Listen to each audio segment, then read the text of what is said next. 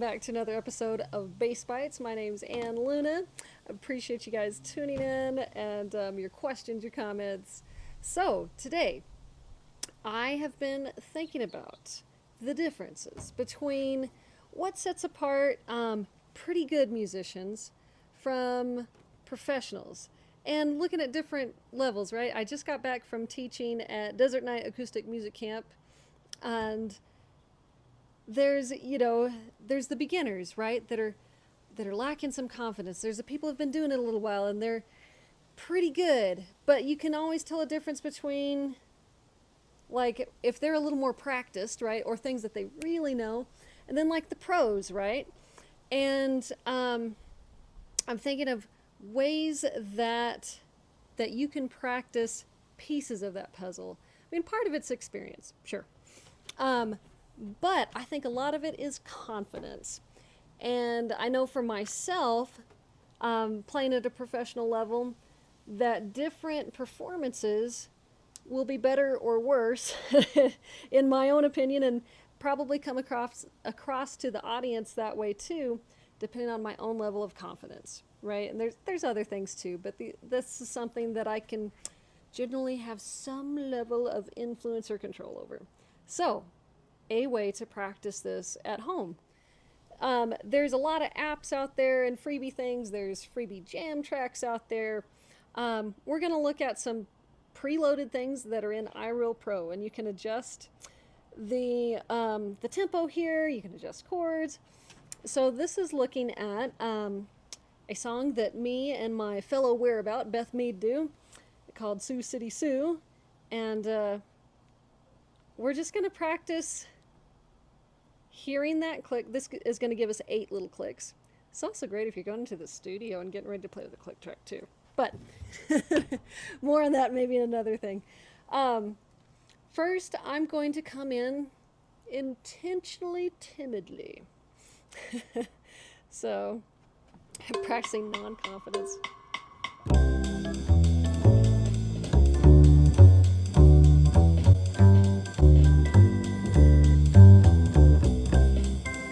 So you can kind of hear, like, I'm playing quieter, as I'm like, oh, is that it? And there's times that we all do this, right? Because we're questioning, is this the key you guys are in? Should I be playing it all right here?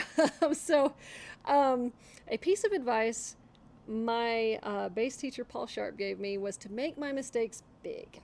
And I think when you're practicing, especially by yourself, to practice with confidence and making your mistakes big, is a great thing, because then, for one, your tone is very different, and the energy and intention, and everybody feels that in a group, whether anything comes across. If I'm still on the downbeat, but I'm playing timidly, it's not the same. So we're gonna try the same thing.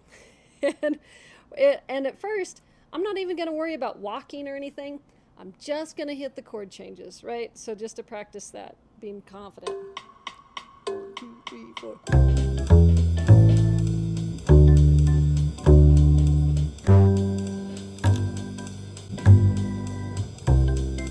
So there, I'm just hitting down beats, right? And I'm not even playing a root 5. I'm just hitting roots.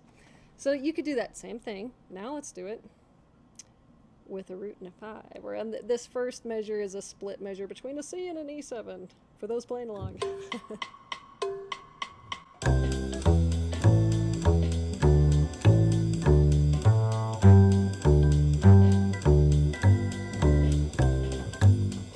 So there, I'm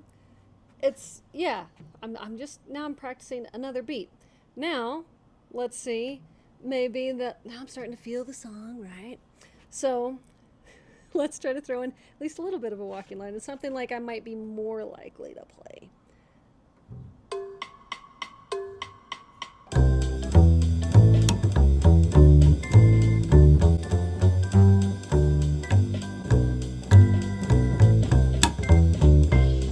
So yeah, and there you can see I'm kind of doing a little bit of walking, a little bit of ghost note things. And you can see too, I'm getting familiar with the tune, which boosts confidence too, right? That's a confidence killer. Is like, but I don't know this song. But the more you practice the unknown tune and different genres, that just, it helps your ear, helps your musicality, your timing. So in things like iReal Pro, there's a lot of these little exercises in different genres. So we're going to look at a couple of those just to look at how I would approach these things. So this is a rock 1 exercise. So I might even see if like I can get a little bit of a, and I'm just kind of feeling the groove here, right? And slide aside.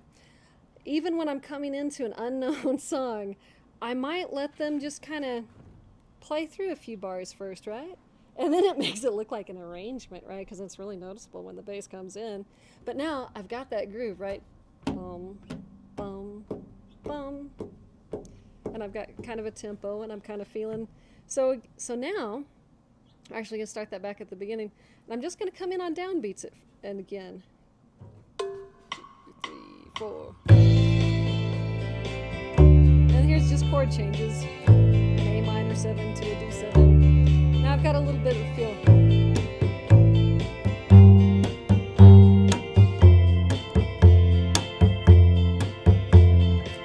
So there, on that next 4 beats, now that I've got a little bit of a feel, I'm still just hanging out on a root. I'm not doing a chord, or I should say a walking line, outlining a chord at all. I'm just hanging out on a root. I've got letting one note ring, doing a little ghost note, letting it ring again. So it's like a ring ghost, ring let it go. So I've got this little sandwich there, but I'm just playing with rhythm, right? So same thing. So that was a rock exercise. Let's look at this is a modal exercise. We've got a D9 sus as our first chord. We're just gonna kind of come on down.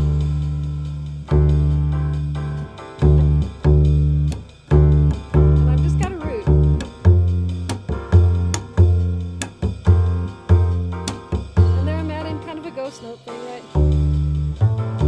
There, I might start gently introducing other things to see if it works. There, I'm doing a root and a fifth thing of just like does that work?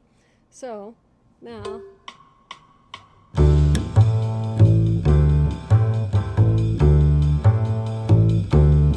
and I can always go back to just the root. And there, I was kind of going between different octaves of a 5. I've got a root 5, 5. That's a low 5, right? So I've got a D, high A, and a low A. I'm just kind of playing with that. And you can see as soon as I throw in that ghost note, it sounds like I'm really busy and doing something real wild, but I'm just playing with rhythm and 3 notes. And I'm just seeing if that works. But these are all tools you can use with just to get a feel for things, and then to play around with chords and playing with sounds and giving yourself permission when you're not worried about offending your bandmates or ruining the performance, of just playing with sound, playing with rhythm, right? And that, to me, is one of the things that will give you confidence and help take your playing to hopefully a next level. So let me know how that works for you guys. Thanks as always for tuning in. You can find me at www.annlunamusic.com. Until next time.